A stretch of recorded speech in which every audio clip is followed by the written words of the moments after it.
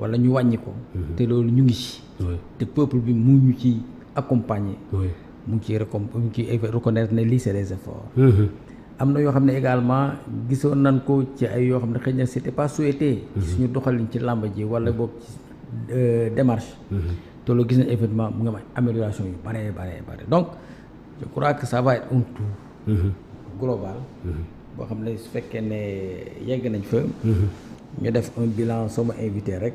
bu yàggati peut-être fii léegi un mois ou un peu plus de 2 mois. bu ñëwee mën nañ leen defal vraiment un bilan et puis voilà ñu jox leen kàddu gi ngeen discuter ko wala ngeen wax ñu li ngeen ci gis ak yooyu je crois que c'est comme ça. d'accord très bien maintenant avant de passer à Moussa léegi dafa am actualité bu xaw a chaude.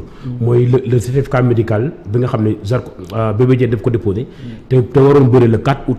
contre Zarko dafa mel ni dafa indiwaat histoire affaire des certificats médicaux de dernière minute loolu tamit CNG dafa mel ni amagul une solution définitive par rapport à ça. non solution xam nga définitive en toute chose xëy na amul mais am nañ solution bi waxoon nañu suñu mbokk yi ñuy jàppale ci làmb ji ne ñu gën cee jàpp te ñu éviter. yenn kayit yi ñuy am yoo xam ne dafay différer wala boog mu annuler wala mu reporter combat mais xam nga dañ leen reconnaître également que doomu aadama dafay feebar ñi day feebar ñi day gaañu te nag c'est des sportifs donc dafa am ñoo xam ne dañuy laaj jox seen yaram wala ñu jox seen ay surcharge pondérale ak extra bon lui il sait am na léeg-léeg nga laaj sa yaram loo xam ne attanu ko wala nga def ci sa yaram loo xam ne laaju ko woon wala nga lekk loo xam ne sa yaram laaju ko woon wala ba tax na il faut que ñu wax ne il faut que ñu dellu ci ginnaaw tuuti mbër mi dafa war a am ay conseillers du conseil financier rek de du conseil sportif rek de même sur le plan clinique dafa ay conseiller war na am médecin boppam ni mu amee entraîneur am mu am médecin boppam am un diététicien am ñoom dañ koy encadrer di ko accompagner à 1 mois ou à 2 mois ci compétition voilà à 3 semaines d'une compétition kooku dafa laaj moom une certaine surveillance am benn option dans ses entraînements également encadrement son sommeil doit être surveillé son alimentation ses exercices physiques etc. Maintenant tant que loolu amut dañuy demeurer rek ci amateurisme te mënuñ jox ne ñoom ñooy VIP wala wax ne ñoom ñooy ils sont professionnels etc. mais professionnel en quoi bu fekkee ne yow saa buñ ne bisimilah sala ñu ne sa combat na 10 jours wala 2 semaines wala 3 semaines nga dem fii voilà lii dama kii bi ma sëggee démb bi ma yëkkati lii la kii ma yëg sama ndiggali fii yooyu non moi je crois que ba saison bi jeexee ak jàmm si besoin en est il faut que ñu taaj ak ñëpp ñu toog am na point boo xam ne danañ ko yokkaat ci règlement yi incha allah si besoin en est yoo xam ne yow au moment de la licence aussi am looy signé wala boog booy signé contrat am loo xam ne dañ ko ci dexeñaale dañ ko ci dugal bi nga xam ne yow daf lay wóor ne man su ma signé te contrat je devrais à 3 mois ou bien à 2 mois jege la structure médicale la nga xam ne yenn yi ginnaaw yàlla yónni ba yenn yi au moins naa ko mën a éviter parce que lii aussi xaar ba un grand jour tant attendu jege si ak quelques machins nga ne waaw certificat médical ak yooyu ñoom c'est des agents assermentés le médecin bu waxee CNG mënul xëy bind nangam et cetera yooyu non am na suñu démarche dëgg la bi mu ñëwee jël nañ certificat médical ba jox nañ ko la commission médicale mu saytu ko. c'est commission médicale bu CNG. waaw la commission médicale du CNG. moom moo def contrôle mu référé ko et puis voilà ñu def ko valider certificat médical ba. très bien donc loolu aussi ñu xam ko nit day feebar. dëgg la day gaañu et tout mais. am na yoo xam ne c'est évitable. oui si 3 mois su ma juumul dégg naa 3 mois la indisponibilité bi si 3 mois yu teg si li ñu wax mooy Zarko mënul am possibilité am beneen combat. Il est obligé mu xaar ba 3. il faut mu xaar ko. Il faut mu xaar. Zarko da koy xaar. Au terme des 3 mois. Oui. bu fekkee ne Bébé Diène indi na un certificat de guérison. waaw on reprogramme la manifestation. Oui. Le combat. Si maintenant il ne l'amène pas. On sera contraint de libérer. L'adversaire. Qui est aujourd'hui Zarko. oui mu uti combat. Oui. le temps que faju saa bu indee certificat de guérison mu fajoo ba pare maanaam ñu doog a reprogrammer. d'accord n'est-ce pas amee éventuellement le combat promoteur au benn cas combat. où entre temps que le amul combat. mais Merci. su amee combat it dafay xaaraat. Oui. c'est le même cas bi daloon Ama ak Gris Bordeaux. Oui, oui, exactement. Merci. En tant que sportif de haut niveau, on ne peut pas ne pas vous interpeller par rapport à ça.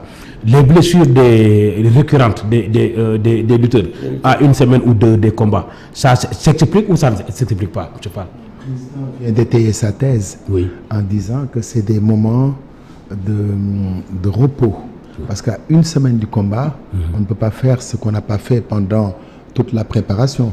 Parce qu'une préparation, elle est bien spécifique et bien menée. Donc, c'est des choses qu'on doit éviter.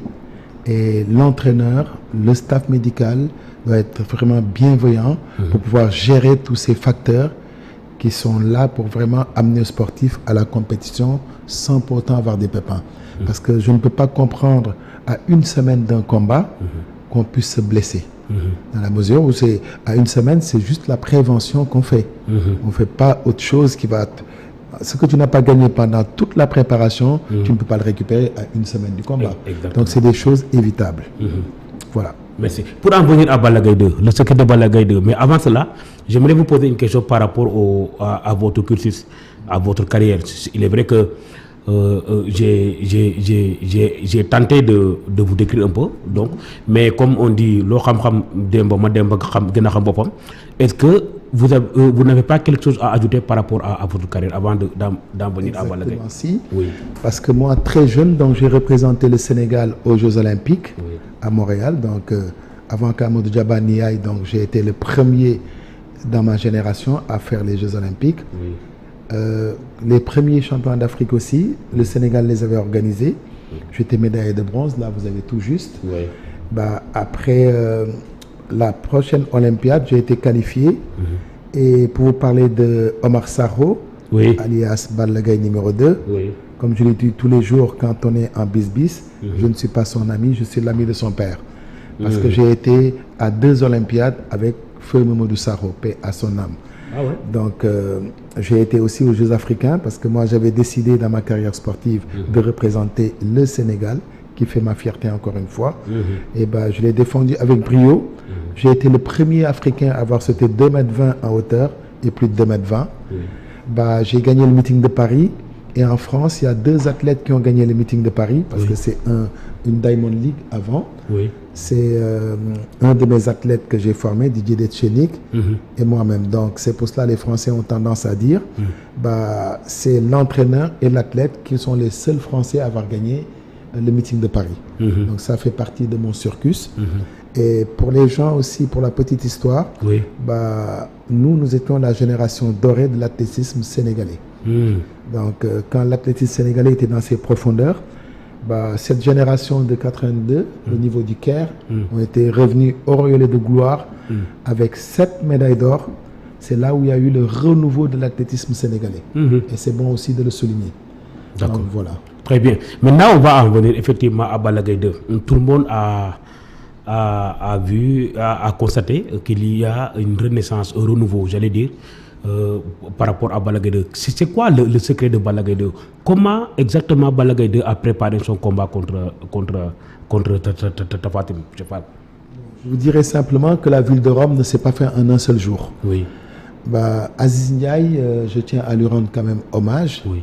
Mais j'aurais bien aimé, avant de parler de la préparation de Balla Gaye, rendre hommage à un grand monsieur de la lutte sénégalaise. Il s'appelle Feu Gaston Mbengue.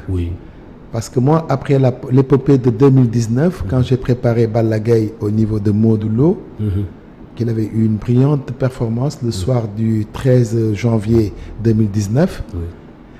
Après, normalement, il était revenu à Paris s'entraîner dans sa première partie de préparation contre Bombardier. Et la deuxième partie, il n'est pas revenu.